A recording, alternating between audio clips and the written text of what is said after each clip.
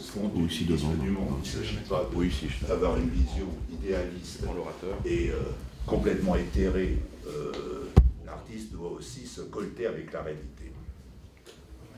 Et Karl Kraus, que je connais un peu et qui a fait l'objet d'un séminaire là, chez René Scherer il y a 4 ou 5 ans, Karl Kraus, 1874-1936, disait que, et c'est une phrase d'actualité au moment de ces élections, on parle beaucoup de politique, il disait: le politicien est enfoncé dans la vie, on ne sait où, l'esthète fuit loin de la vie, l'esthète ou l'artiste fuit loin de la vie, on ne sait où.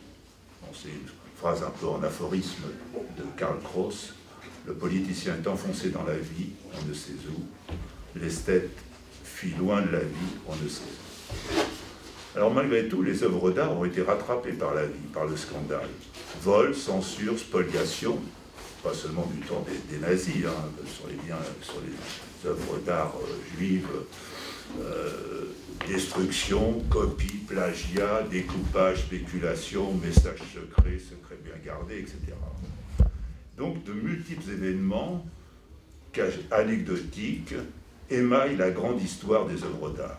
Ça fait la petite histoire, aussi en les plaçant à un moment de l'existence sur le feu de l'actualité et aussi sous le feu des journaux qui parlent évidemment moins de l'œuvre d'art, sauf ceux qui ont des prétentions, disons, plus comme certains grands journaux comme Le Monde ou Le Figaro ou Libé qui ont tendance...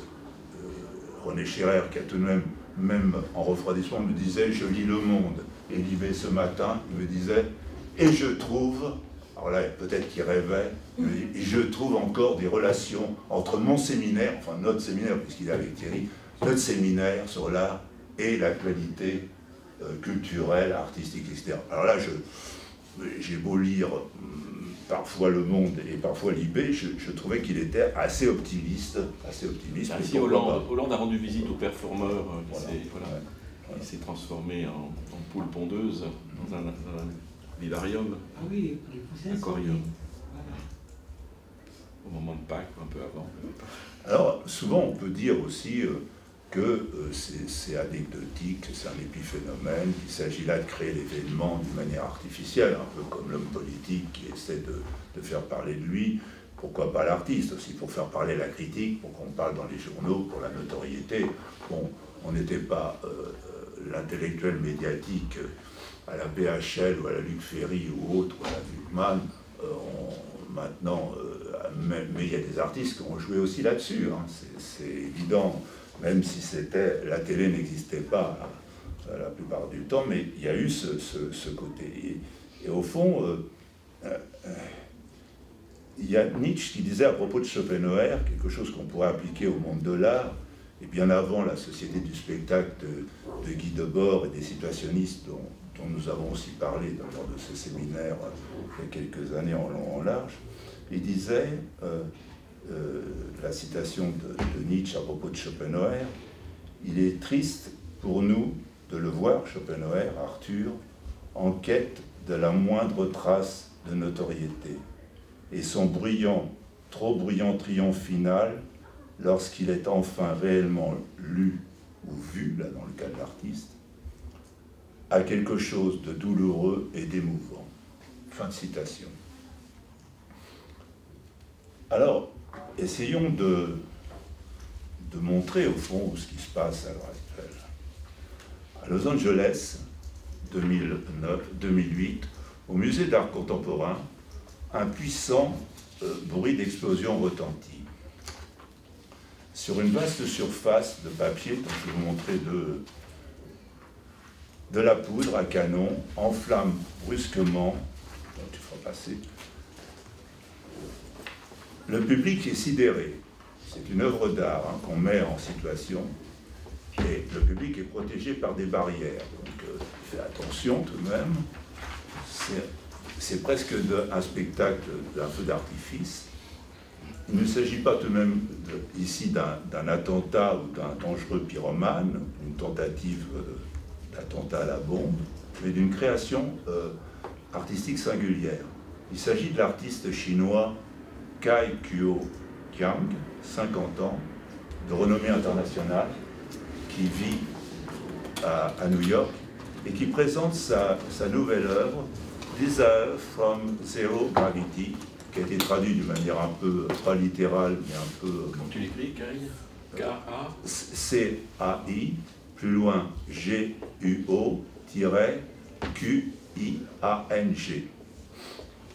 Donc, ça a été traduit en français. A-N-G. Ça a été traduit, le Desire from Zero Gravity a été traduit en français d'une manière un peu pas littérale, par envie d'apesanteur. Vous allez voir ce que ça donne. Et ce n'est pas la première fois que Cai fait exploser l'une de ses créations. Depuis près de 20 ans, il fait des expériences artistiques avec de la poudre à canon. Et c'est même devenu sa marque de fabrique, si j'ose dire. Il réalise ainsi ce qu'il appelle des gunpowder drawings, dessins à l'explosif. Comment s'y prend-il? L'artiste effectue une esquisse au fusain, vous le voyez là sur les deux photos, dont il recouvre les lignes de poudre. Puis, tous aux abris, hein, comme sur un feu d'artifice le 14 juillet, il met le feu à la composition, comme vous pouvez le constater là. Alors, évidemment, ça aurait été peut-être mieux si ça avait été en vidéo, mais essayez de trouver peut-être sur Internet, vous savez, ou sur le net. Alors, bon, c'est anecdotique évidemment, mais ça vous montre au fond ce que Guy Debord appellerait une mise de la société du spectacle, hein, c'est-à-dire pour faire parler de lui. Alors ça ne veut pas dire que l'artiste n'a pas d'intérêt, hein. Je ne sais pas, une compétence, à la différence de Thierry ou d'autres, pour analyser l'œuvre d'art d'un artiste chinois, mais ça montre aussi qu'il y a autant de petites histoires, d'anecdotes croustillantes pour saisir le parcours singulier de certaines œuvres. Et au fond, le grand public retient souvent ça, s'intéresse à une œuvre d'art à travers ce scandale. Et dans ce scandale, vous avez comme dans Science le ski, la scission, la séparation. Hein. C'est cette idée au fond que... et sachant avec Walter Benjamin qu'à chaque époque, il faut lutter aussi contre le conformisme de l'époque, que même les avant-gardes peuvent avoir un côté très conformiste maintenant. L'anticonformisme peut être le comble du conformisme.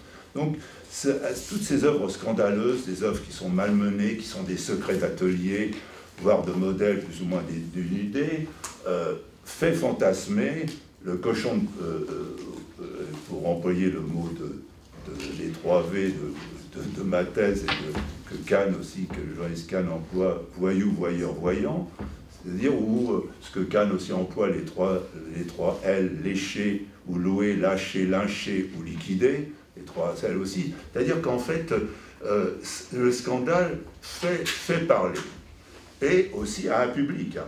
C'est pas seulement que le public de Closer ou de Voici, hein, de la presse People, et qui sommeille en chacun de nous. Alors, pas seulement, bon, évidemment, dans les tableaux les plus osés, les plus érotiques, enfin érotiques entre guillemets, mais même le tableau le plus osé, comme L'origine du monde de Gustave Courbet, a différence de même, a une fonction fort différente d'une photo porno ou érotique, s'il y en a qui font des distinguos subtils entre, mais à mon avis un peu pervers, ou enfin un peu trop sophistiqués pour être honnête, entre porno ou sexy et érotique. Et il y a Éric Oudin qui met aussi, et ça c'est intéressant, et c'est philosophiquement parlant intéressant, il dit, à ce point il paraît utile de rappeler, et je cite là, ce qui distingue une image d'un tableau. Une image est toujours l'image de quelque chose qu'elle représente, ce qui n'est pas nécessairement le cas d'un tableau, par exemple s'il s'agit d'une peinture abstraite. Mais, et cela reste vrai de l'art figuratif, un tableau a toujours sa signification en lui-même, tandis que l'image est une réalité qui ne se suffit pas à elle-même et qui ne peut pas être expliquée, comprise qu'en rapport à sa référence, à ce qu'elle représente. Et là, il donne un exemple, c'est ce qui distingue par exemple un nu, alors là c'est moi qui commente, comme par exemple L'origine du monde de Courbet, d'une image, d'une simple image pornographique.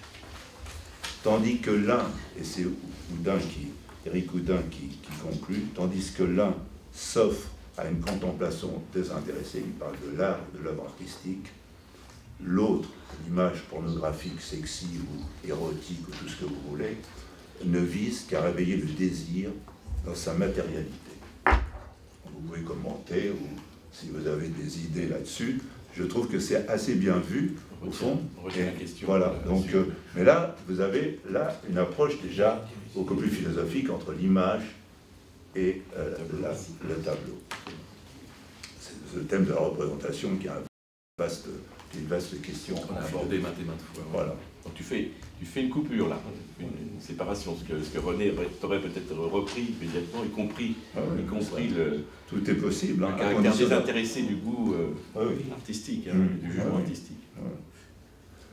C'est très bien, on abordera la question. De la statue du Sphinx au Mannequin Peace, en passant par la Joconde, le radeau de la Méduse de Géricault, ou l'origine du monde de Courbet, on pourrait peut-être s'interroger et se poser la bonne question, peut-être pour échapper aussi au syndrome de Stendhal, sur les concepts de vérité esthétique, de perception du nu, du beau et du laid, du vrai et du faux vrai en art. C'est le problème de la contrefaçon, qu'on ne trouve pas seulement dans les objets de luxe, mais aussi en art, qui viole avec désinvolture l'académisme convenu de l'esthétiquement correct.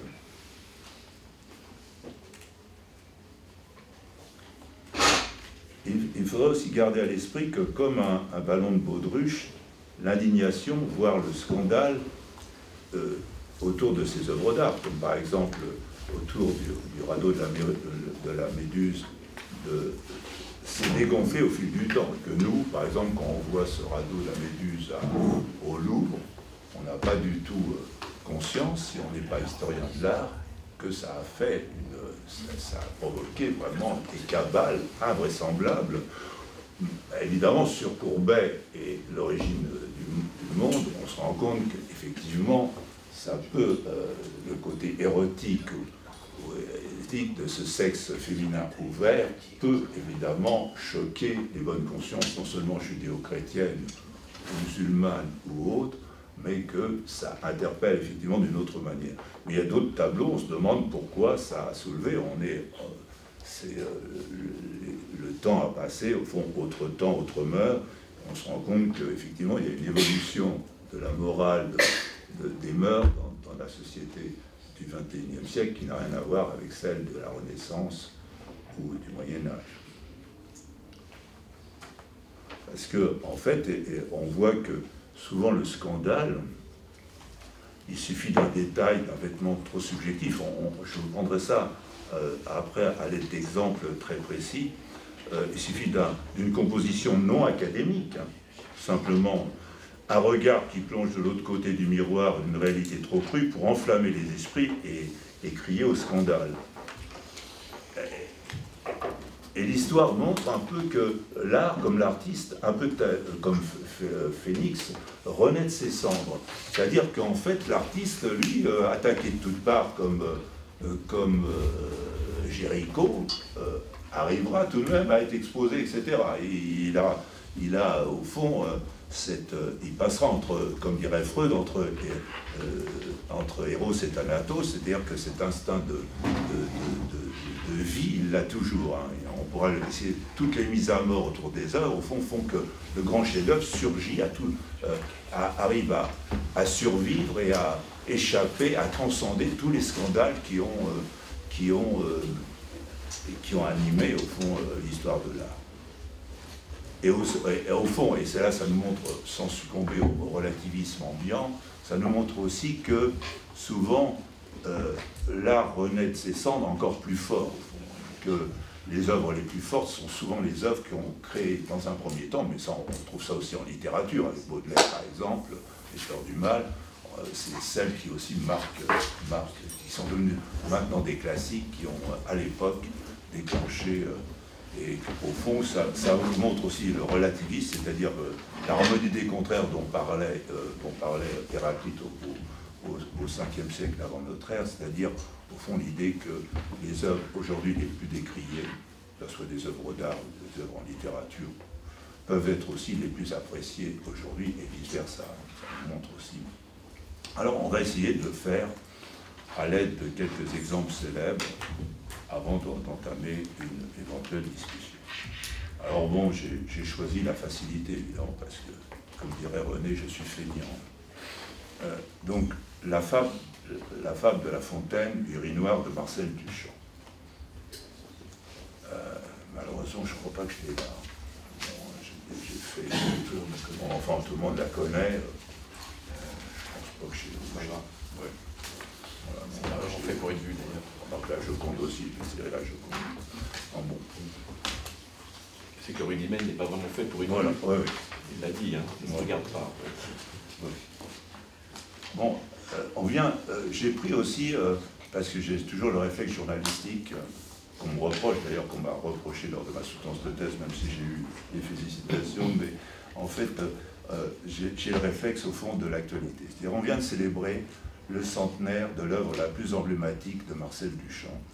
Donc, c'est une fontaine, c'est-à-dire un urinoir, qui a choqué ses contemporains et inspiré aussi bien Andy Warhol que Lady Gaga.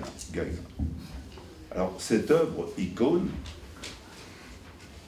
c'est une icône de la création moderne, de l'art, Lyotard dirait de l'art postmoderne, qui a fait couler beaucoup d'encre et même un filet d'urine, pour si on rentre dans les détails.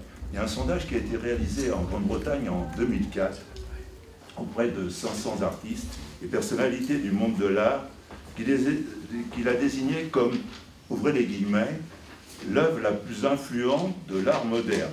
Fermez les guillemets.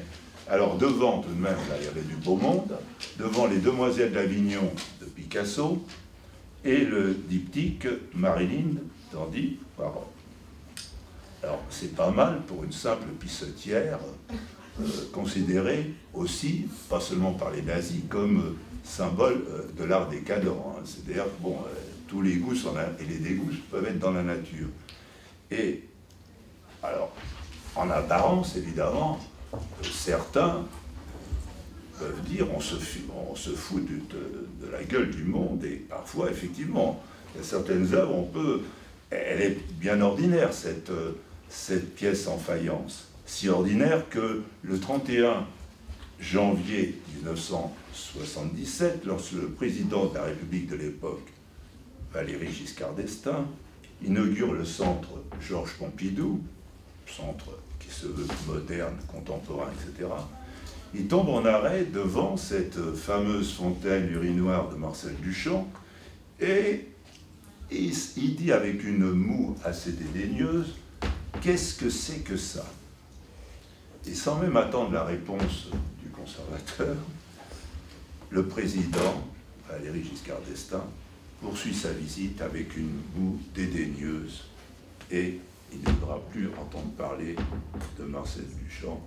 Il était beaucoup moins axé sur l'art contemporain que son prédécesseur, M. Pompidou, qui était encore plus lettré aussi que lui. Et donc, mais Giscard est un cas d'école, parce qu'il n'aimait même pas l'art moderne. Oui. Il a créé le musée d'Orsay pour tenter de réhabiliter l'art académique.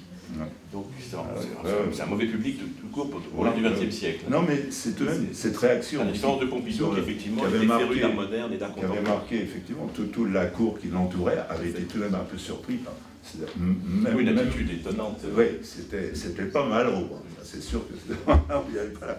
Bon, Malraux n'appréciait pas Duchamp. Oui, ça c'est sûr. On va parler quand même de la césure ou la scission entre modernité et l'art contemporain. C'est-à-dire beaucoup de modernistes, beaucoup de gens qui ont défendu la modernité ont eu du mal à accepter, surtout, non pas tellement Duchamp, mais le néo-dadaïsme, c'est-à-dire le retour dans les années 60 d'un dadaïsme qui s'est trouvé dominant, parce que le dadaïsme n'a jamais été dominant.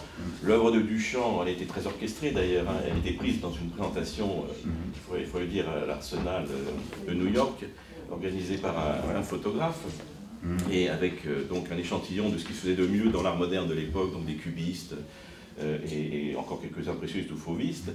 Et il a fait un coup, mais un coup aussi bien éditorial, enfin journalistique, puisqu'il a créé une revue, Binman, à cette occasion-là. Il s'est arrangé aussi pour qu'un ami milliardaire achète l'œuvre, donc il a compris évidemment le montage de la célébration et de la reconnaissance. Il faisait partie du jury, ça lui a permis de démissionner, parce qu'il était à la fois à l'intérieur et à l'extérieur. Donc il y a une sorte de dénonciation interne, hein. Mais lui-même n'a jamais présenté ceci comme une œuvre d'art à part entière, c'est toute la question, puisqu'il s'était lu. Bon, il y a peut-être deux Duchamp, deux moments, mais c'est le problème de Duchamp qui a été abordé 100 fois ici, parce que le Duchamp des années 10-20 du siècle dernier n'est pas tout à fait le même que celui des années 60, c'est-à-dire revenant des États-Unis, avec en plus le pop-art qui se créait, et puis les commandes de tous les musées pour qu'ils fassent des répliques, parce que la plupart de ces ruidimèdes avaient disparu. Mais ils ne considéraient pas que c'était une œuvre plastique. Et je tenais toujours à me servir de Duchamp, en fin de compte, pour faire un départ entre, par exemple, le cubisme et le surréalisme. Il séparait nettement les deux, lui qui a connu très bien les deux mouvements, lui qui s'est illustré comme un artiste cubiste. Il a tenu, alors j'évoque toujours cette phrase-là, dans l'entretien avec Georges Charbonnier, à dire que le cubisme était toujours plastique, lui qui a fait partie de l'école de Puteaux, enfin, avec les frères Duchamp, dont il faisait donc partie, et puis Glaise, Kupka, des amateurs de l'art abstrait. Il tenait à dire donc que le cubisme était toujours plastique, était purement pictural, alors que le surréalisme est un mouvement qui recouvre toutes sortes d'activités qui n'ont pas grand rapport avec la peinture. Il s'est permis de dire ça. Évidemment, renforçant théoriquement, c'est pour moi une thèse forte, l'opposition que tu as faite, mais qu'il faudrait développer, parce que pas tant de gens que ça l'accepteraient, peu de théoriciens ou peu de philosophes, entre image et tableau, par exemple. Alors, pour l'art abstrait, on peut faire la distinction, et encore, entre l'image et les tableaux, finalement, moi j'oppose en grande partie plastique pur et art contemporain, tout au moins, ou plastique pur et image, effectivement, ou plastique pur et peinture littéraire, que serait le surréalisme, ou Magritte et Matisse, par exemple, ou Picasso et Duchamp. Picasso méprisant Duchamp. On a tenté de les exposer ensemble, mais à titre post-mortem, et Picasso s'inquiétait effectivement à la fin de sa vie de voir que les jeunes générations subissaient l'influence de Duchamp plus que celle des peintres purs, entre guillemets, ou des peintres d'expression plastique, que je mets en avant moi plus précisément. Et donc un art qui effectivement ne cherche peut-être pas à faire scandale, c'est toute la question. Il y a souvent des malentendus. Un homme comme Manet, tu vas l'évoquer, avec son odalisme, son déjeuner sur l'herbe, c'est une scène qui a paru très crue, mais au fond, il était tellement dans l'optique, ses maîtres et ses références étaient Velázquez, il fait poser une grisette, mais on voit que c'est une grisette cette fois-ci, prostituée ordinaire, et là ça scandalise. Ce qui scandalise, c'est l'image, ou alors les effets de la peinture sur l'image. Les Renoirs ont pu scandaliser parce qu'il y avait des bleus, et donc ça avait donné une impression de cadavre, l'œil n'était pas habitué. Et effectivement, l'origine du monde, qui n'a jamais été présentée au public, c'est un scandale invisible pendant un siècle au moins, c'est quand même son réalisme, teinté aux yeux de certains de vulgarité, qui a pu passer pour un art difficile à apprécier et scandaleux. Donc voilà, moi je tenais à faire cette parenthèse qui complète. Très bien. Alors bon, je peux terminer à ce moment-là, puisque l'opposition entre éthique et esthétique, c'est un manifeste de Pierre Estany. Dans son manifeste du nouveau réalisme, donc vous connaissez le nouveau réalisme avec César, Yves Tanguy, comment s'appelle-t-il, Klein, Nikita Safar, et il y a de la part de Pierre Estany, au contraire, dans son manifeste des nouveaux réalistes, la volonté d'opposer morale et esthétique, du moins morale et art, et éthique. Alors l'éthique doit remplacer l'esthétique, dit-il, et la morale doit remplacer l'art. C'est toute la dimension anti-artistique. Et le rudimède, contrairement à ce que voulait Duchamp, un rudimède est quelque chose de très rare qu'on doit sélectionner, le rudimède doit permettre de passer au monde, d'une manière très pop, en fin de compte, de créer une continuité parfaite entre le monde et le tableau, donc faire éclater les limites de la peinture et de la sensibilité. Donc c'est ce côté sorti de la peinture, tout en regardant le vieux nom, ce que ne voulaient pas faire les dadaïstes et Duchamp, qui caractérise à mon sens l'art contemporain, mais c'est toute la question du débat qui a opposé d'ailleurs toutes sortes de philosophes. Vous avez des gens très très bien comme Baudrillard, qui ont jeté un pavé dans la mare en 95, je ne sais pas si tu évoqueras ça, il a fait scandale, lui en non, au contraire, position contre un certain art contemporain. Il a refusé Jeff Koons et les simulationnistes américains au Whitney Museum, alors qu'il se réclamait de lui, il se réclamait de son livre Simulacre et Simulation, de même qu'il a refusé Matrix d'ailleurs, qui se réclamait de lui. Et c'est assez courageux, parce que même des philosophes de son importance, au fond, se laissent séduire par les artistes qui se réclament de leur pensée. Lui-même les a renvoyés, les a rembarrés. Voilà, je tenais à préciser, c'est ça. Donc c'était un scandale philosophique de sa part, puisqu'il a été attaqué par Art Press, ça fait partie de la querelle de l'art contemporain dans les années 90. Après d'ailleurs, un effondrement du marché de l'art en 90-92 qui a pu expliquer certaines choses. Voilà, bon, on en reparlera sans doute. Là, c'est intéressant, l'intervention de Thierry, à la mesure où là, moi je fais une présentation grand public. journalistique, en me plaçant au niveau du public. Et là, vous avez une autre présentation beaucoup plus sophistiquée et intéressante. Même la notion de scandale pour l'artiste est totalement différente, non seulement celle de Valéry Giscard d'Estaing, mais du Quidam qui débarque. Au fond, moi, ce qui m'intéresse en tant que voyeur et rarement voyant, au fond, à la différence de Thierry, c'est qu'en fait, ce qui est intéressant là, c'est que Marcel Duchamp, 1887-1968, qui a délaissé une carrière prometteuse de peintre aux États-Unis, enfin en réalisant ses premiers remades à partir de 1913, en utilisant, au fond, ce qui est intéressant aussi, c'est quand la philosophie, au fond, que ça soit Badiou ou essaie de montrer que même un système clos peut descendre, s'intéresser à Daesh ou aux réfugiés, etc. C'est-à-dire que, à la différence de certains philosophes qui sont idéalistes, de dire qu'il faut que la philosophie entre dans le vif du sujet, là aussi, en tant qu'artiste, il rentre dans le vif du sujet, c'est-à-dire qu'en fait, il utilise, alors ça peut être une escroquerie, hein, pour le Quidam qui dit « je vais payer 1 million cette œuvre d'art », qu'est-ce que ça veut dire qu'il ne connaît pas, qu'il n'a pas le... Alors, il réalise en utilisant des objets de la vie quotidienne, qui sont présentés sans aucun artifice, pratiquement, une roue de bicyclette placée sur un socle.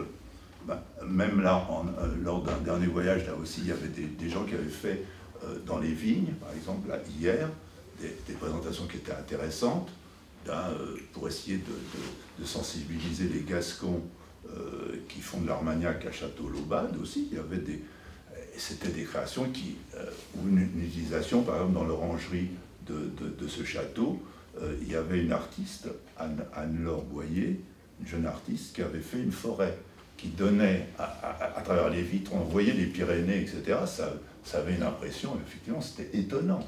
Étonnant, d'ailleurs, on a pris quelques photos, là, je n'ai pas eu le réflexe, mais c'était aussi... Alors, on peut...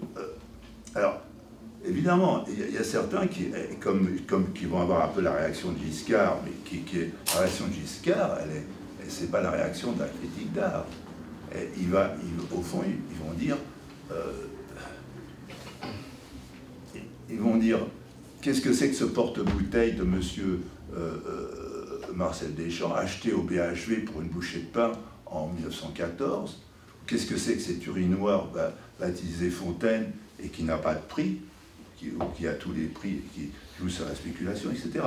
Serge Leclerc, qui est un psychanalyste, dans un ouvrage que je vous invite à lire, pas seulement pour l'art, parce que c'est Démasquer le réel, qui est paru au Seuil en 1971, dit page 79, il résume ça mais d'une manière assez grand public, il dit « Les formes de pop art aujourd'hui sont des constructions composées d'éléments choisis parmi les déchets jonchant alors, les terrains vagues ou remplissant les poubelles. » Là, il essaie de pousser le bouchon un peu loin.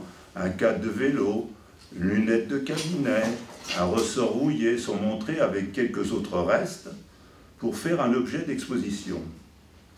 Ce sont des tableaux qui sont assemblés avec art, mais art avec, entre guillemets, des chutes diverses, chiffons, métaux ou encore des bijoux. Et là, il met bijoux aussi entre guillemets, cerclés de ferraille, de rebuts d'art.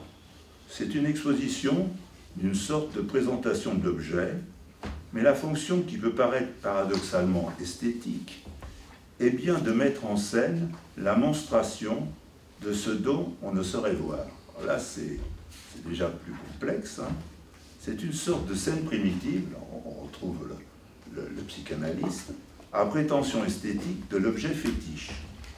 Ce que Lacan appelle, là c'est moi qui commente, l'objet A, pour cerner et nommer le fantasme d'une totalité. Donc là, vous avez une autre interprétation, là encore. Hein. Il faut voir que c'est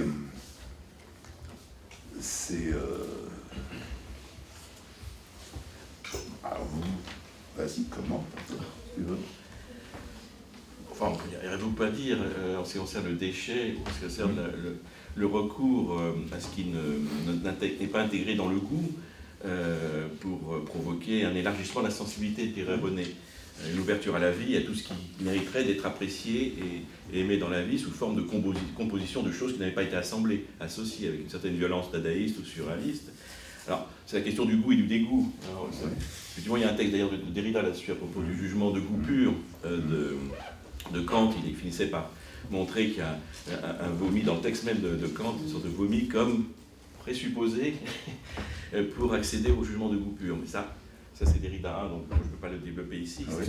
Mais donc la thématique a été très largement développée par cet auteur, philosophe. Mais pour ce qui est de la récupération comme source de création, on a bien sûr les assemblages cubistes, que moi je tiens à distinguer justement des assemblages dadaïstes. C'est-à-dire que la technique du papier collé n'était pas destinée à faire rentrer la vie ou les déchets de la société ou même la culture pop. Donc mais on voit très bien la naissance du cubisme et des premiers collages chez Braque. L'exposition de Braque il y a quelques années, je ne sais pas si vous l'avez vu, c'était des dessins. Il a effectivement découpé des choses de cet ordre-là, des papiers industriels d'ailleurs, des surfaces scannées, enfin des déchets scannés et des fragments de journaux, mais c'est vraiment pour renforcer la place et c'est pour tenir la composition. Ce sont des accents, y compris les lettres, on voit ça très nettement. Alors ça a été tout de suite interprété par les littéraires ou les dadaïstes qui avaient une démarche littéraire, parce que les dadaïstes étaient avant tout des poètes, il y avait quelques plasticiens, pour essayer évidemment d'introduire ce qui n'était pas dans le tableau, c'est-à-dire de la terre. Alors ça a été utilisé par Braque aussi, la terre, mais c'était pour donner une consistance, c'était pas vraiment pour faire scandale et en fin de compte créer de l'impureté, de la vie, etc. Et cette grande différence de sensibilité entre l'art contemporain au sens large, mais même la littérature ou le théâtre, et les arts plastiques purs, de peintre pur de laboratoire, se marquent bien là. On a une technique et une plastique qui a été inventée par les cubistes, qui eux se moquaient du sujet complètement, étaient dans la sensibilité, ont créé des formes qui sont répandues dans la société, des démarches qui ont été interprétées comme provocation, comme volonté de déborder les limites et de transgresser les limites et les frontières, alors que ce n'était pas le but recherché. C'est-à-dire que l'impact sociologique d'une recherche plastique en laboratoire est une chose tout à fait différente, mais cultivée par ceux qui voulaient changer la vie plus rapidement, étant entendu qu'effectivement il y avait un style de vie chez les artistes en marge à cette époque-là, ce qu'on avait appelé la bohème, mais également plus généralement tout un style de vie beaucoup plus libéré en termes de mœurs, mais qui en définitive n'est pas le but de la création plastique, entendons-nous bien. Alors qu'au théâtre, au cinéma, mais en littérature, la vie est centrale, beaucoup plus qu'en peinture. C'est cette démarche-là que je tiens à distinguer, cet objet que serait la vie pour certains arts, et cet objet sans rapport direct avec la vie, ni le sens, à mon avis, chez les peintres. Et donc cette distinction-là est d'autant plus importante que du coup, on peut avoir des assemblages et des collages avec des citations d'objets destinés à provoquer une réaction de sensibilité par rapport à la vie en général, plutôt que par rapport à l'œil. Ce n'est plus une question de visualité, ce n'est plus une question d'expérience de la vie, mais de recherche formelle qui a fait ses preuves encore jusqu'à aujourd'hui, et donc la distinction on peut la faire. Faut pas oublier que moi je tiens à marquer au contraire la différence de René, un redécoupage, parce que depuis le dadaïsme et surtout depuis 10 ou 15 ans, il y a une volonté d'unifier le monde de l'art plastique à l'échelle de l'histoire du XXe siècle, et voire même de l'histoire de l'art tout court, avec comme paradigme l'art contemporain, donc Duchamp, ne plus montrer la coupure, qui était quand même bien marquée, parce que Duchamp avait prescrit la nécessité d'arrêter de manière active, d'arrêter de peindre. Donc il y a quand même une anti-peinture à l'origine de l'art contemporain le plus précis, le plus radical. Mais lui savait ce qu'il quittait, la plastique, et ça a été largement oublié, notamment à cause du surréalisme, qui était une démarche littéraire. Le surréalisme, pour moi, il n'y a pas de peinture surréaliste, par exemple. Il y a une image surréaliste, il y a un imaginaire surréaliste. Bien sûr, il y a une littérature surréaliste. Il faut dire tout de même c'est une thèse. C'est ma position. Pas seulement la mienne, pas seulement la mienne. Oui, d'accord. On la retrouve chez beaucoup d'auteurs quand même. J'étais surpris de découvrir ça alors chez des théoriciens plus contemporains. Bon, c'est la thèse des formalistes, bien sûr, de Clement Greenberg, des gens qui ont soutenu l'art abstrait américain, qui n'aimaient pas le pop-art. Mais Bacon n'aimait pas le pop-art. Warhol sur la tête. Duchamp n'aimait pas peut-être spécialement, ou du moins Duchamp a qualifié très précisément le travail de Warhol lorsqu'il fait cette série de boîtes Campbell, sous Campbell. Quand on fait comme ça une série de soupes, c'est qu'on s'intéresse au concept d'un objet plutôt qu'à sa représentation plastique, sa qualité expressive. Voilà, il vient démarquer les choses. Donc en fin de compte, il suffit de repérer. Il ne faut pas oublier que des gens comme Matisse, donc des grands créateurs, ne sont absolument pas intéressés au surréalisme ni à Duchamp, qui est de toute façon très marginal avant les années 60. On l'oublie. Son frère Jacques Villon a fait son portrait dans les années 50, alors qu'il avait été oublié partout. C'est devenu le scénographe, simplement le simple scénographe de l'exposition surréaliste. À scandale entre guillemets, parce qu'il y avait des nus, tout simplement, qui étaient encore censurés. Donc ce jeu avec la censure mérite d'être interrogé, surtout aujourd'hui, à mesure où les scandales intéressent davantage les livres de vertu, c'est-à-dire la frange la plus réactionnaire de la société française occidentale, plutôt que les amateurs d'art et d'esthétique qui ne vont pas se scandaliser en soi par un vagin de la reine au château de Versailles, par Capour, parce que c'est pas le propos, c'est pas ce qui gêne. Le scandale de la représentation de ce qui était interdit à la vue, et même à l'évocation, n'est pas quelque chose qui gêne l'amateur d'art aujourd'hui, ou l'occidental aux mœurs plus tolérantes d'aujourd'hui. Par contre, effectivement, on a des réactions comme s'il s'agissait d'un tandem et d'un dispositif de la part de ceux qui ne supportent pas ce qui doit rester dans l'intimité, et surtout ne supportent pas des représentations du corps et de la sexualité, on est bien d'accord. Voire même des représentations de la politique, puisque c'est un art qui, à la fois, utilise la démarche du philosophe, c'est un art qui pose des questions, comme vous savez, et c'est aussi un art qui doit nécessairement provoquer, qui doit nécessairement bouleverser les représentations. Or, c'est très difficile aujourd'hui, puisque les milliardaires, grands collectionneurs, en redemandent de la provocation. Donc, par rapport à l'ordre social global, parce que quand même le projet était révolutionnaire à tous les niveaux. Chez les dadaïstes, il s'agissait d'un art foncièrement anticapitaliste, d'un art foncièrement anticlérical, évidemment, et d'un art poétique, éthique et utopique. Or, faire voler en éclats la frontière entre art, vie et société, qu'Adorno a bien défini, a bien précisé, est quelque chose qui a été voué à l'échec, visiblement, puisque la société qui semble avoir triomphé est de l'art et de la vie. En tout cas, la société n'a pas changé, a plutôt colonisé la vie, comme on sait, et l'art lui-même semble une extension des grandes surfaces. C'est toute la question aujourd'hui, ou de la publicité. En tout cas, il n'y a pas de provocation de l'ordre du monde. Ça ne gêne pas. Au contraire, elle bénéficie de tous les soutiens, quand même. Ce qui était la différence des premiers dadaïstes. Et ça, il faut quand même l'interroger, je pense. D'ailleurs, la vertu politique de la chose est tout à fait critiquable. Et puis, on a des avant-gardistes, parmi les derniers, comme Guy Debord, je l'avais évoqué antérieurement, qui contestait dès les années 70 cette réalité de l'art aujourd'hui. Pour lui, l'art était mort. En fin de compte, là-dessus, la plupart des spécialistes de l'art relevaient des supplétifs de l'État, et les artistes étaient en certaine forme des policiers, et n'avaient aucune forme de création à nous proposer. Donc il y a des avant-gardes très critiques à l'égard de ce qu'on appelait par la suite l'art contemporain, mais qui était déjà opposé à une certaine peinture, à une certaine tradition plastique, en tout cas au moins depuis le dadaïsme américain, c'est l'art conceptuel qui a suivi. Voilà, donc je remets en perspective ce qui était dit antérieurement, de manière un peu plus musclée peut-être, par rapport à ce qui avait été dit, mais qui c'est le gardien du temple, hein, Thierry. Je ne sais pas quel temple, parce qu'il n'est pas en construction. Mais moi, je veux et je resterai non seulement voyeur, mais candide dans cette histoire.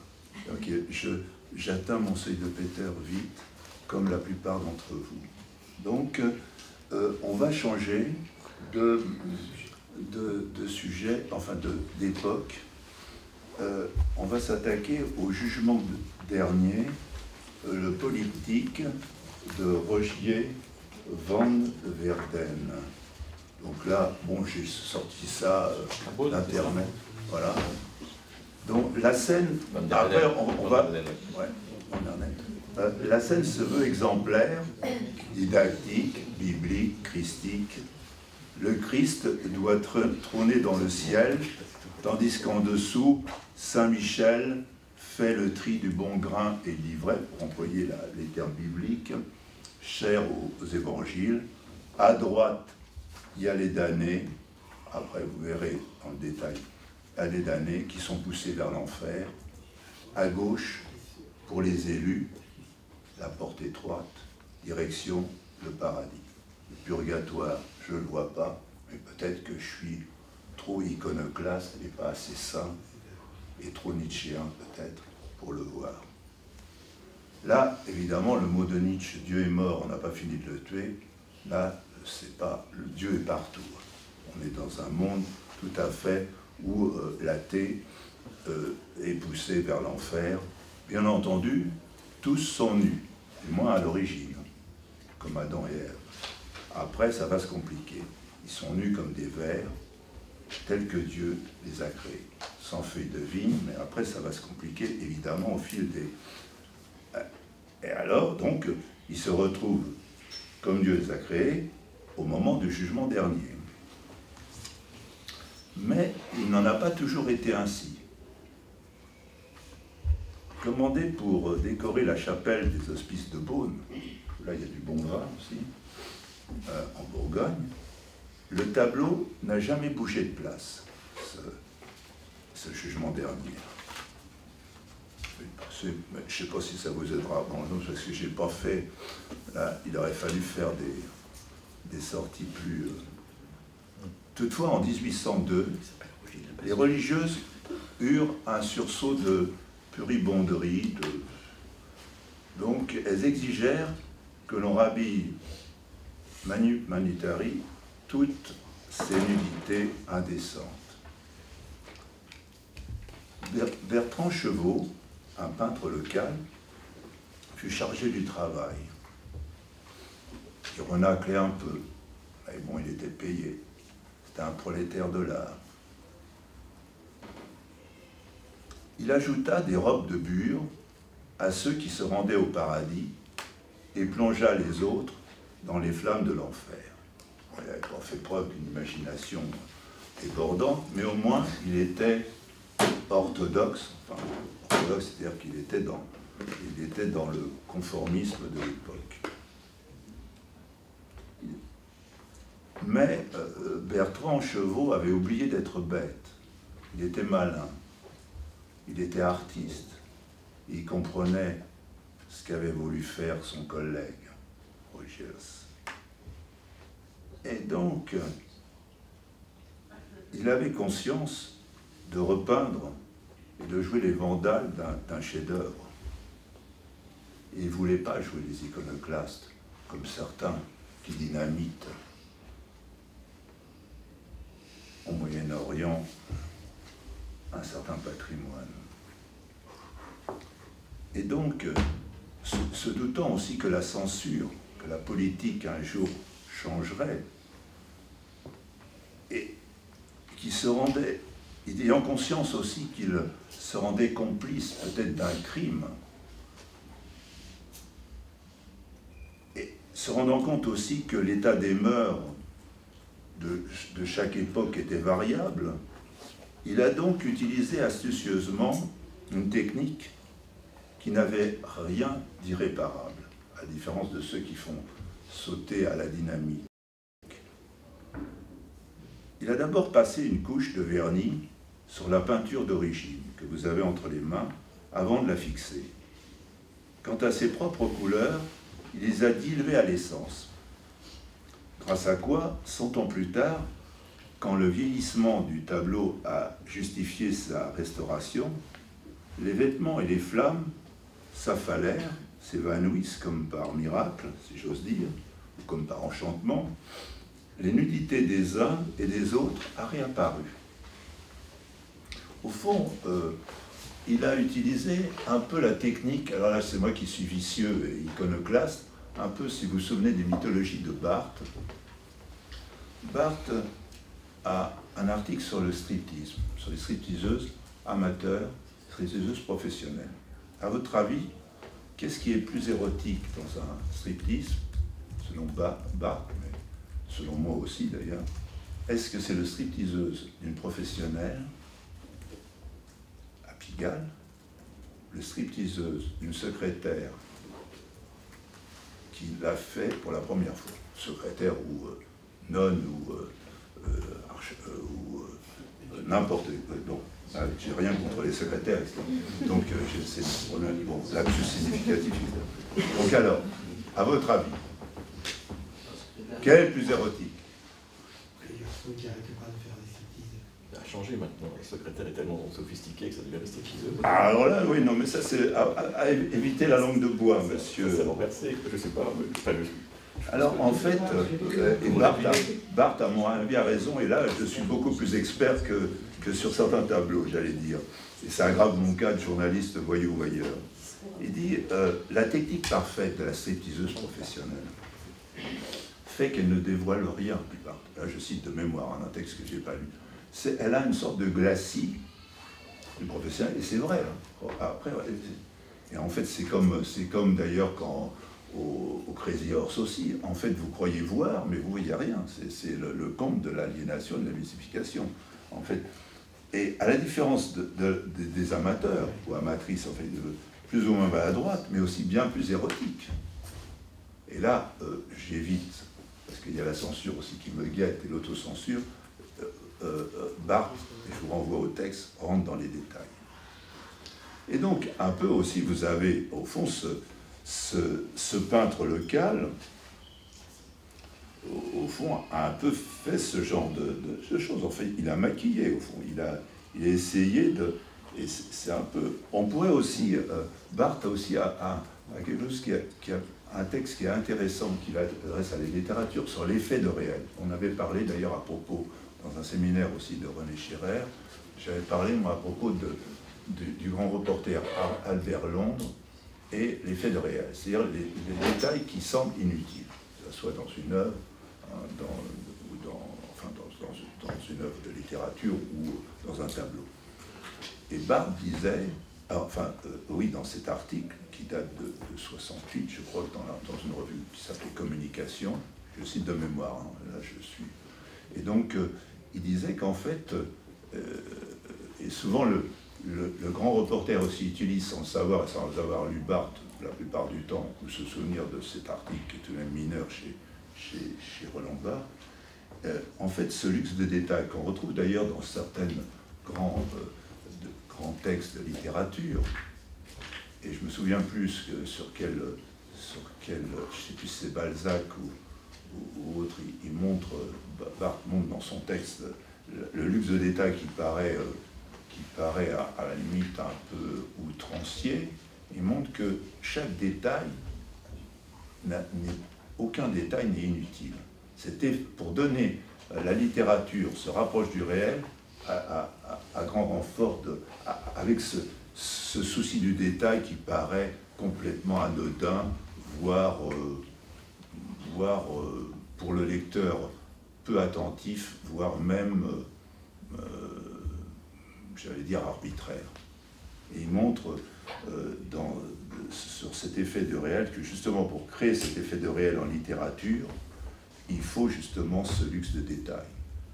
Et que, par exemple, le philosophe ne va pas du tout avec la métaphore, il va refuser ça, il va se cantonner au concept.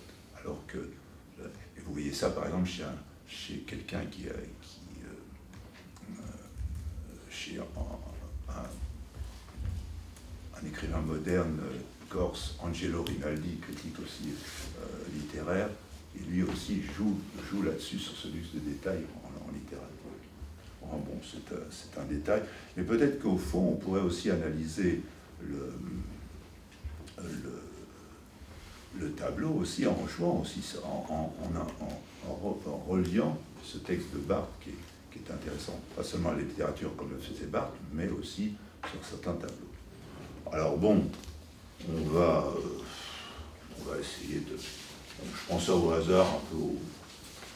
Bon, la Joconde, je vais tirer la Joconde. Bon, là, c'était peut-être un acte gratuit de ma part, mais je me suis dit, bon, allons-y. Alors, la Joconde, là, ça va être autre chose. Hein. Le portrait de Mona Lisa, dit de la Joconde, de Leonardo de Vinci. 1452, 1519.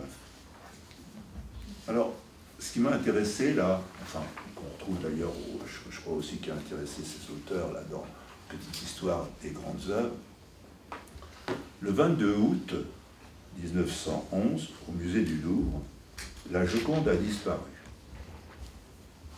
Il ne reste que le cadre. On se perd en supposition. Quelqu'un a découpé la plus célèbre peinture du monde, l'a glissé sous son manteau, et on apprendra plus tard, a tranquillement pris l'autobus. Alors là, ça devient quasiment, on n'était pas nés, même les plus vieux d'entre nous, mais ça prend une affaire nationale.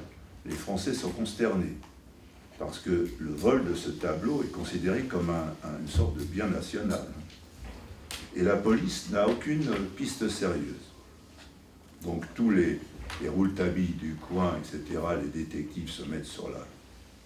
Et on soupçonne, et là ça va prendre, évidemment ça va tenir du fantasme des fake news, et Trump n'est pas encore là, ni M. Fillon pour distiller leurs rumeurs, mais il va y avoir tout de même des fausses pistes, etc. On va soupçonner d'abord le secrétaire d'Apollinaire, puis le poète lui-même, qui, bien que pas innocent sur d'autres sujets, n'y était pour rien, mais qui sera tout de même emprisonné quelques mois.